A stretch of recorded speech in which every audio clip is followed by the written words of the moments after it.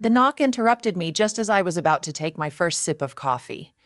It wasn't tentative or polite, it was sharp, firm, and urgent, the kind of knock that refused to be ignored.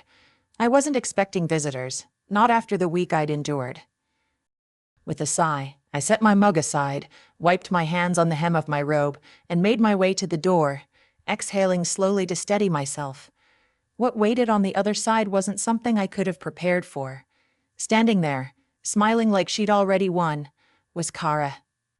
The same Kara my husband had left me for. The woman who had paraded herself around town on his arm while I quietly collected the broken remains of my life. Her expression was triumphant, proud.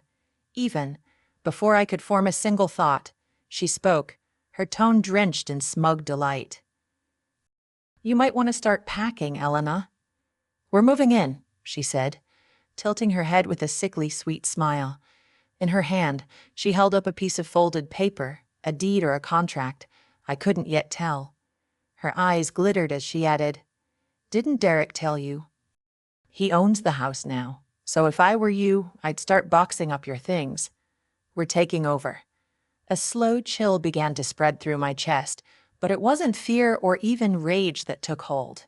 No, what I felt was something steadier, colder, more deliberate. My lips curled into a soft, knowing smile. Because I wasn't alone. Just beyond Kara's line of sight, standing calmly behind her, was my lawyer. And I knew something she didn't. The truth was, this moment had been set in motion long ago, perhaps not just months, but years before. Derek and I had been married for 12 years. For most of that time, I had been the one maintaining the structure of our life. I managed the finances, ensured the mortgage was paid on time, and kept the household stable, even as Derek gradually drifted away. At first, I ignored the late nights. I told myself the sudden obsession with keeping his phone close was innocent. I pretended not to hear the hushed conversations he had in the other room, but everything became undeniable the night I saw them.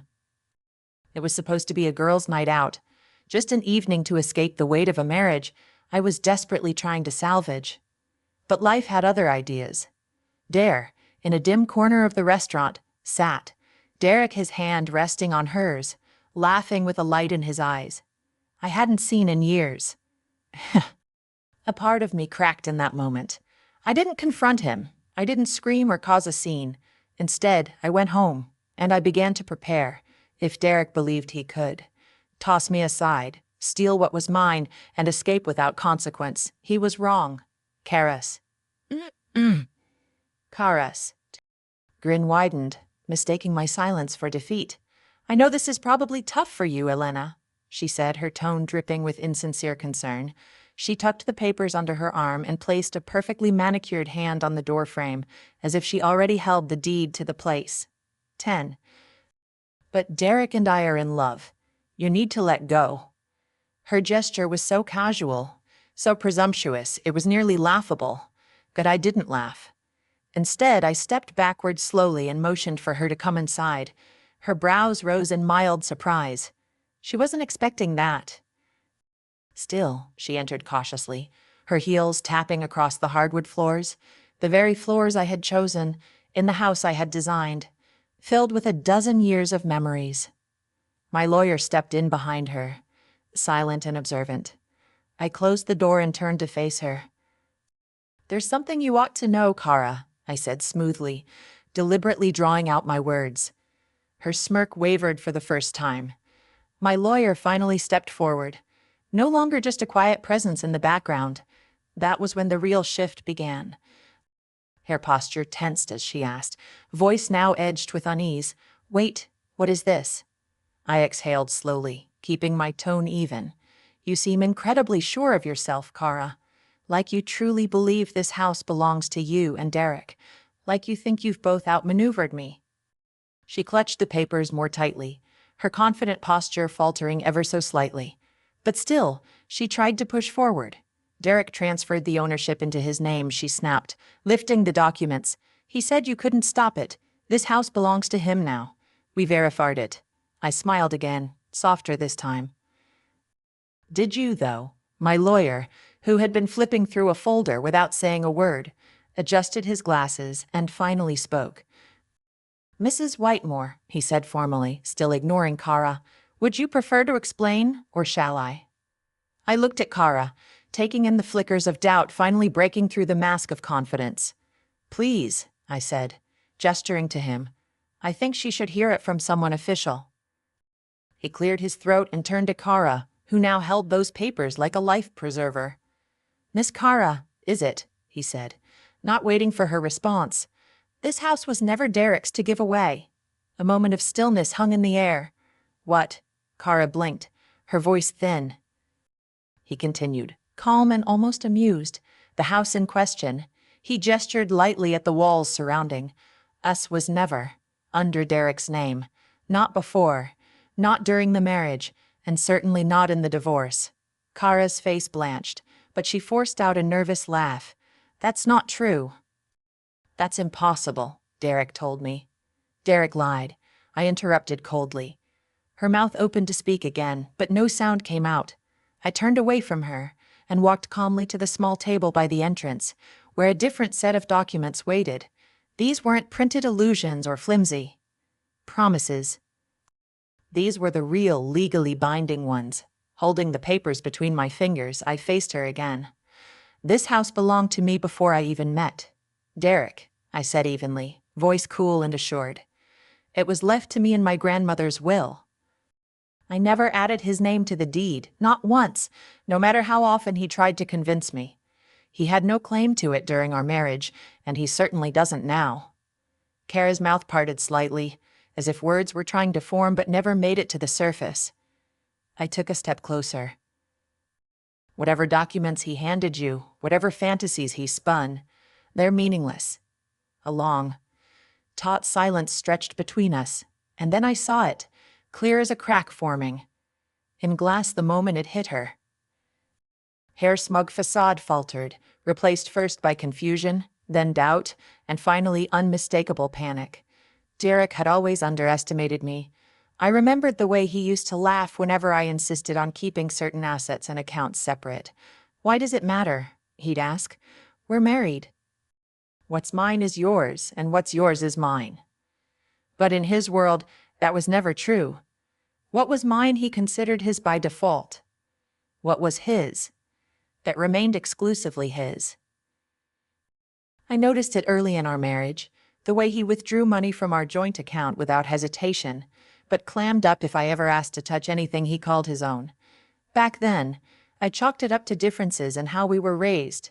I told myself marriage was built on trust and compromise, so I trusted him. And he counted on that trust. He banked on me being too broken, too emotionally wrecked after his betrayal, to fight back. But he didn't realize I had started preparing for this the moment I saw them together. Kara finally sucked in a breath and attempted to square her shoulders, clinging to whatever version of reality Derek had sold her. Derek said, "The house was his," she muttered, voice trembling now. "He said he worked it all out with the lawyers." My lawyer, still composed and unreadable, closed his folder with a click and spoke for the first time since she entered. "He worked out nothing," he said bluntly. "What he did do was attempt to push through a fraudulent transfer. And unless I'm mistaken, that's exactly what you're holding." Kara's grip on hit. Taka, in his grip on Tag. The papers slackened, and I folded my arms, letting the silence drag a little longer. The more she sat in it, the deeper the truth began to settle in. Then she snapped. "That bastard," she hissed, her voice barely holding together, vibrating with disbelief. I raised an eyebrow. "Something wrong, Kara." She turned, on me sharply, the fury in her expression so sudden it almost made me laugh. "He told me it was his," she spat. "He said he threw you out. He said we could move in together, start fresh, build our life here." I tilted my head, watching her unravel. "And you believed him?" She didn't respond. Her jaw clenched, her eyes flashing. But I could see it, the flicker in her stare, the way she was starting to connect the dots. If Derek had lied about this, what else had he lied about? Kara turned toward my lawyer now, her voice tighter than before. "So what you're saying is, legally, he has nothing." Adjusting his tie, my lawyer gave a crisp nod. That's exactly what I'm saying. Kara inhaled sharply. Her fingers curled tightly around her phone, her mind clearly racing. I already knew what her next move would be. She was going to call him. She needed answers, and she was about to realize far too late that she'd hitched her future to a man with no ground beneath his feet. A small smile tugged at the corner of my mouth. She came here expecting to win, to gloat. Instead, she was about to receive a lesson, one Derek had already paid dearly for. Her hands trembled as she unlocked her phone. The quick, sharp taps of her nails against the screen were frantic. She was spiraling now, her composure fully cracked. Just moments ago, she had strutted into my home as if it were already hers. Now she was clutching at any thread of control she could find. I leaned casually against the kitchen counter and watched it unfold. She pressed dial. The phone rang once, then twice. And then Derek picked up. "Hey, babe." His voice rang out confidently through the speaker. That smug, cocky tone he always used when he thought he had everything under control. Kara didn't hesitate. "You lying, manipulative piece of trash," she screamed, her voice rising with every syllable. "You told me this house was yours, that you threw Elena out, that we were moving in." There was a pause. The silence on his end was so loud I could practically imagine him blinking in stunned confusion. What?" Kara spun around to face me, fury radiating from every part of her. "Tell him," I smirked, lifted my coffee mug, and took one slow, deliberate sip. Then I set it down on the counter and stepped closer to the phone. "Hey, Derek," I said calmly, almost cheerfully. "Quite the day we're having, isn't it?" Another pause. Longer this time. When his voice returned, it had lost its confidence. "What's going on?" Kara gritted her teeth. "What's going on?" she snapped. "I'll tell you. I showed up at Elena's place, ready to move in like you told me. And guess what?" She turned back to me, eyes blazing. "Elena still owns the house." I could practically hear the sound of Derek's stomach dropping through the floor on the other end of the line. That's not possible," he stammered. Kara cut him off before he could spin another excuse. "You didn't file anything," she snapped. "You lied to me, Derek. You said we were starting over. You said everything was taken care of. On the other end of the line, Derek. Line, Derek." As breathing turned ragged, he was only just beginning to realize that his so-called master plan had completely crumbled. Meanwhile, I stood there watching it fall apart, relishing every second. "You don't get it," Derek tried, his voice fast and shaky. "I was going to handle it. I was going to fix everything." Kara let out a bitter scoff. "Fix it? You told me there was nothing to fix. You said the divorce settled in your favor. You said you got everything." I raised my brows, amusement flickering in my expression. "Everything." "Oh, Derek," I said dryly. "You poor, deluded man." Crossing my arms, I stepped closer to the phone and decided to clear things up myself. "Derek, you didn't get the house. You didn't get the business. You didn't even manage to keep the joint account you tried to drain. All you got was your car." Kara waveted toward the speakerphone. "And that car, what is it now? A 10-year-old sedan." Her voice was laced with mockery. Silence. Not a word from Derek. Kara laughed, but there was no humor in it, just disbelief. "Oh my God, you really have nothing." Her face shifted again, and something dark passed behind her eyes. That was the moment it truly hit her. Derek wasn't the man she thought he was. He wasn't her ticket to a new life. He wasn't even a partner. He was just empty promises and a crumpled suit. Her breath hitched as she started pacing the room, phone gripped in her hand so tightly her knuckles turned pale. "I gave up everything for you," she hissed, her voice cracking under the weight of betrayal. "I believed in you. I trusted you." Derek was still flailing, still clinging to whatever control he imagined he had. "Baby, come on. Listen to me, don't you dare baby me." Kara's voice rose sharply, cutting through the air like a blade. "You said we'd be living in a beautiful house. You said we were set for life. And now you're telling me we have nothing." She was unraveling rapidly now, and I had no intention of stopping it. I stepped back toward the counter and leaned against it, watching her meltdown like it was the evening's entertainment. Derek's tone turned frantic. Kara, come on, we're in this together. I let out a sharp, humorless bark of laughter. In this together, she spat. No, Derek, you dragged me into this disaster. I didn't sign up to be broke and homeless with you. Her eyes suddenly snapped to mine, wild and furious. This was your plan, wasn't it? She accused. You wanted me to find out this way. I shrugged lightly. You decided to show up uninvited, Kara. That part was all you. Her jaw opened slightly, then clenched shut again.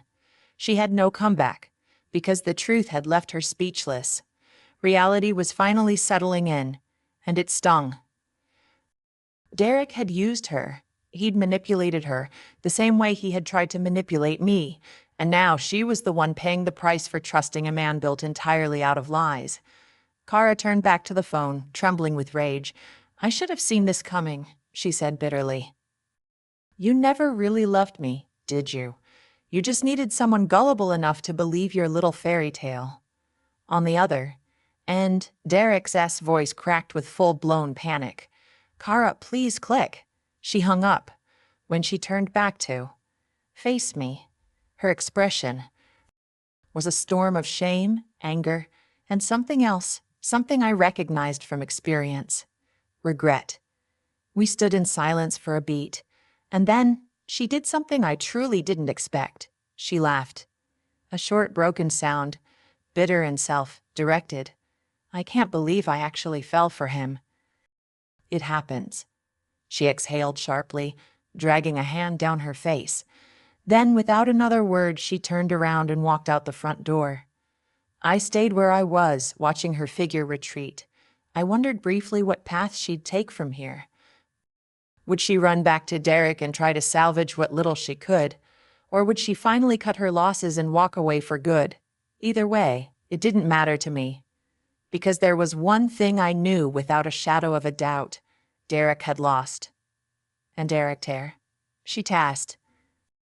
And for the first time in years, I had finally won.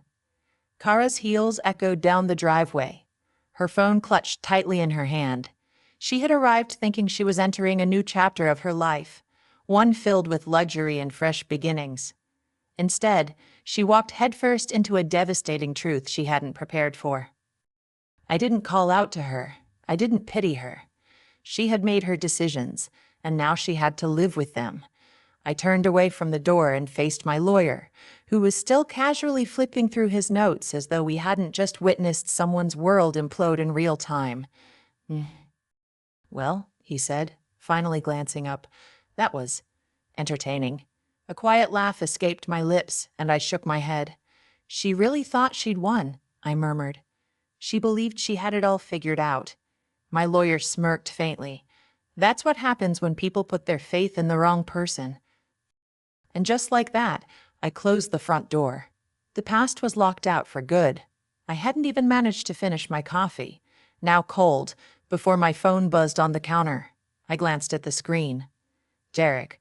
For a moment, I just stared, torn between letting it ring and giving in to curiosity. One part of me wanted to ignore it, to let him drown in the mess he created. But the other, it wanted to hear just how desperate he'd become. Curiosity won. I picked up, keeping my tone neutral. What do you want, Derek? His breath was uneven, thick with stress and panic. Elena, whatever you told Kara, you need to fix this. She just called me screaming, saying I ruined her life. She said I made her look like an idiot. I swirled the spoon in my coffee and smirked. Derek, you did that all on your own. Silence. Then his tone shifted, grasping for something softer, something familiar. Look, can we just talk? We don't need to fight like this. We were married for 12 years, Elena. You can't just throw me away like I'm nothing. I almost laughed. The irony was rich. Oh, but you could throw me away. I asked, my voice sharp with cold clarity. You could walk out, drain our accounts, trade me in for a younger model, and expect me to just swallow it. That's different, he snapped. And he snapped. And I made mistakes, all right, but I was hurting too. We weren't happy. I let his words hang in the silence between us, unbothered by their sudden attempt at vulnerability. Then, calmly, I asked, "Are you happy now, Derek?" More silence. He didn't answer. He didn't need to. I already knew, and as much as I wanted to end the call right then and never hear his voice again, there was still one final thread to cut. "Oh, by the way, Derek," I added lightly, almost conversational. "I got a call from my lawyer this morning." I heard the hard swallow through the phone. "You remember that petition you filed? The one to reopen the divorce settlement?" I let the pause do the heavy lifting. The judge dismissed it. Again. His frustration turned quickly into outrage, the kind that sounds hollow when it's too late to matter. "This isn't fair, Elena. You set me up. This whole thing was a setup." I allowed myself a quiet smile. "No, Derek," I said, voice calm and steady. "I just paid attention." And then I hung up. I thought that would be the end of it, my final interaction with him. But I was wrong. 2 days later, there was another knock on my door. Kara. But this time, there was no smug smile, no polished confidence. She looked completely worn down, her mascara smudged, hair disheveled, the perfection she once wore like armor now completely absent. Leaning against the doorway, I crossed my arms. "Kara," I greeted coolly. "What are you doing here?" She hesitated, shifting uncomfortably. Her gaze dropped, then lifted again, lips pressed together until finally they parted. And then she did something I never expected. She apologized. "I was so stupid," she murmured, her voice cracking. I believed him. He said you were cold, controlling. He made it sound like you never supported him. Her eyes welled up as she shook her head, laughing bitterly. "I thought I was different. I really thought he wouldn't do to me what he did to you." I remained silent, letting her speak. But you were right," she whispered. "About everything, he used me. Took my money, maxed out my credit cards. And when I asked him to help with rent," her voice wavered, "he told me I was too much, that I was dragging him down." In that moment, I saw it clearly. Kara had become exactly who I used to be. I exhaled slowly, studying her. "So what now?" I asked. "Are you going back to him?" She laughed again, this time softer, more bitter. "No, I'm done." She paused. I just wanted to say I'm sorry." I watched her for a long moment. I didn't know if I could forgive her, but I could understand her, because I had stood in the exact place she was now. Finally, I nodded and stepped back. "Good luck, Kara." She gave me a tired smile, small but genuine, and walked away. That night I sat alone in my living room, a glass of wine in hand, reflecting on everything that had unfolded. I had expected revenge to feel like fire, intense, exhilarating. But as I thought about Derek and how far he had fallen, I realized something. I didn't feel anything. Not hate, not anger, not satisfaction. Just nothing. I had won, not because I destroyed him, but because I had rebuilt myself. I had moved on, and Derek. He was still stuck in the same cycle, spinning in place. The one final update, Derek had tried to open a new credit card. Denied. He applied for a loan. Also denied. He was sinking, financially and otherwise, and for once, I wasn't going to be the one to throw him a lifeline. I lifted my glass, whispering into the quiet, "Good luck, Derek." And with that, I turned the page on that chapter of my life.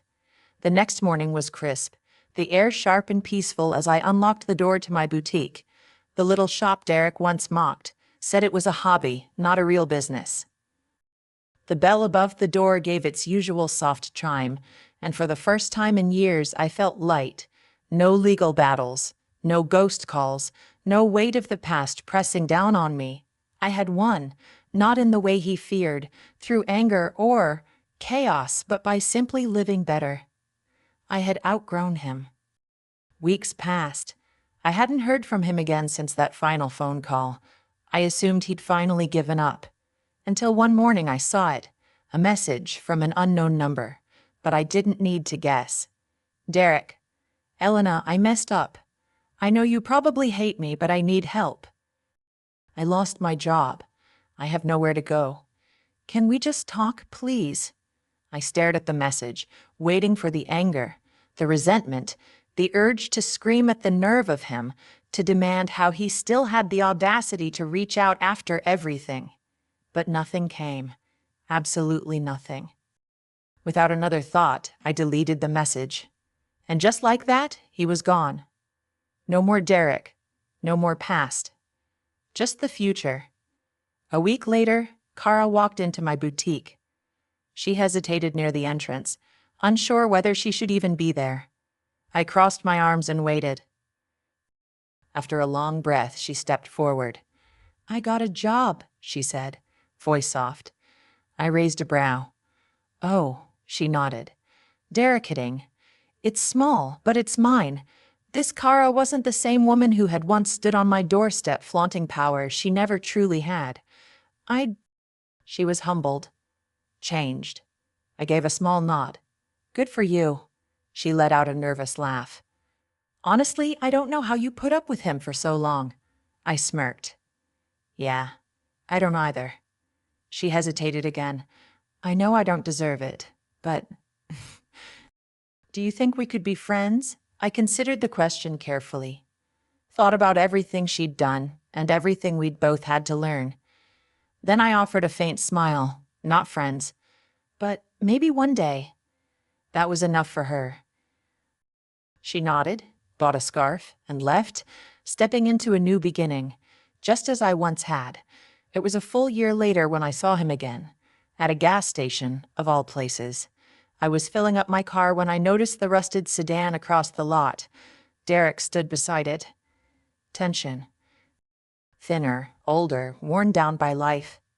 He looked lost, and when our eyes met, only briefly, I knew exactly what passed through his mind. She has everything. I have nothing. But what Derek never understood was this. I didn't win because I took anything from him. I won because I chose to rise. Because I reclaimed my future when he tried to rob me of it. I gave him the smallest nod. No malice, no triumph. Then I got into my car and drove away.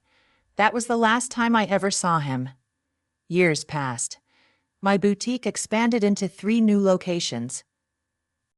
I found real friends, discovered new passions, and finally lived a life that was entirely mine.